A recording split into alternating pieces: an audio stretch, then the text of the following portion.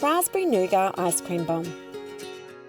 To start, place the icing sugar and half the raspberries in a saucepan over medium heat. Cook stirring for 4 minutes or until the raspberries collapse.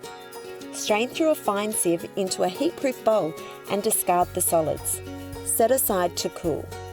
Grease an 8-cup pudding basin, then line it with plastic wrap, allowing the sides to overhang. Combine the ice cream, meringue, nougat, almonds, biscuit, and remaining raspberries in a large bowl.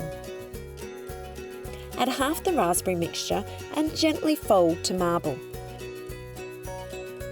Spoon the mixture into the prepared basin and cover with the overhanging plastic wrap. Pop in the freezer for 6 hours or overnight to freeze. To serve, turn the ice cream bombe onto a serving plate. Using a palette knife dipped in warm water, smooth the ice cream over the pudding. Then drizzle with the remaining raspberry mixture and serve immediately. This raspberry nougat ice cream bombe is an impressive and surprisingly easy festive dessert.